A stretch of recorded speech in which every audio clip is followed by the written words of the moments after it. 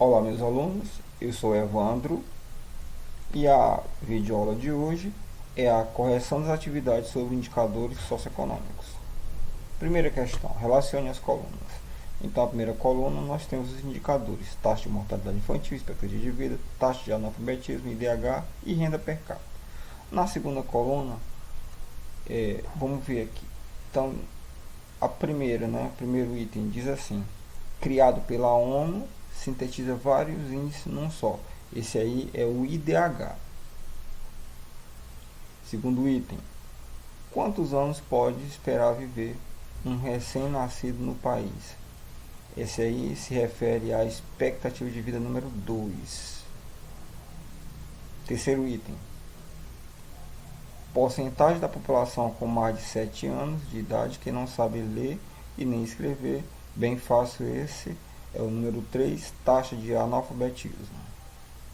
Quarto item: proporção de crianças que morrem antes de completar um ano de idade para cada grupo de 1.000 nascidas vivas. Esse aí é o número 1, taxa de mortalidade infantil. E o último, PNB dividido pelo número de habitantes, se refere à renda per capita número 5. Respostas: 4, 2, 3, 1, 5. Segunda questão. De acordo com o gráfico a seguir, é incorreto afirmarmos que, vamos ver aí. Então, esse gráfico vai mostrar as condições de saneamento básico no Brasil. Então, veja só, quase a metade da população brasileira não tem coleta de esgoto. Aqui no Nordeste, essa taxa é muito maior. Aí, segunda barra. 8% da população do Brasil não tem acesso à água encanada. E 4% da população não tem coleta de lixo. Então, esses são os principais problemas relacionados ao saneamento básico no Brasil. Aí a resposta ele quer a incorreta. A incorreta é muito fácil. O Brasil não possui problemas de saneamento básico. É claro, o gráfico mostrou só os problemas. Então, a resposta é a letra A. Terceira questão. Por que a expectativa de vida do brasileiro subiu de 45 anos em 1940 para atualmente em torno de 75 anos?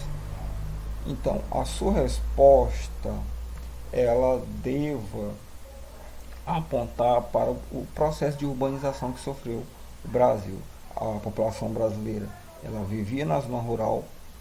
Essa população ela migrou nas últimas décadas para a cidade, e na cidade as pessoas têm mais acesso à água tratada, à rede hospitalar, as campanhas de vacinação são mais eficientes e por isso o Brasil hoje tem uma expectativa de vida mais alta. Essa expectativa de vida ela é comparada aos países desenvolvidos? Não. O Japão ele vive, por exemplo, o japonês vive, por exemplo, em torno de 10 anos a mais que o brasileiro. Ou seja, a nossa expectativa de vida com relação a outros países ela não é tão alta. É claro que o Brasil tem uma expectativa de vida maior do que os países africanos, mas em relação aos países da Europa, em relação ao Japão, Estados Unidos, a nossa expectativa de vida ela é mais baixa. Segunda atividade. 1. Mede a concentração de renda de um país.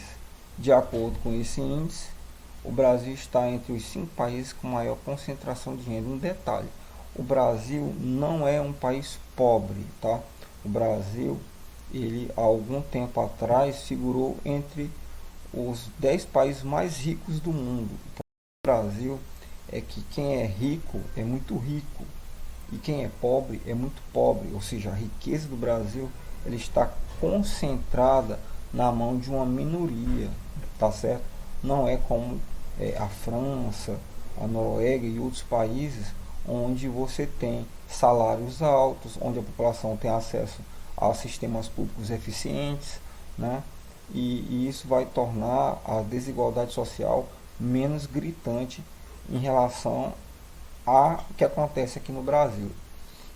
Então, esse medidor aí, que vai medir essas desigualdades sociais, a concentração de renda, para ser mais exato, ele se chama, resposta letra A, índice Gini. Segunda questão. Qual dos aspectos abaixo não é considerado na avaliação do IDH? Então, o IDH ele leva em consideração três coisas importantes: saúde, escolaridade e renda. Saúde é referente à expectativa de vida, ou seja, todas as condições de vida daquela população que vai fazer com que aquela população viva mais ou menos é levado em consideração. Grau de escolaridade entra também na avaliação do IDH.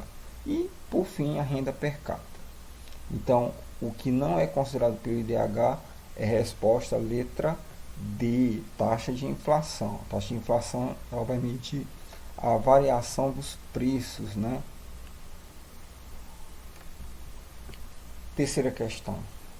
Analise o quadro abaixo e cite os dois países com padrão de vida mais alto, ou seja, países em que a população tem uma boa qualidade de vida. Então vamos ver aqui. Eu tenho os países X, Y, W e Z, e eu tenho três indicadores sociais: renda per capita, taxa de analfabetismo, taxa de mortalidade infantil. Acompanhe. Então aqui, ó, a renda per capita. Os três primeiros, X, Y e W, tem uma renda per capita bem alta, tá bom?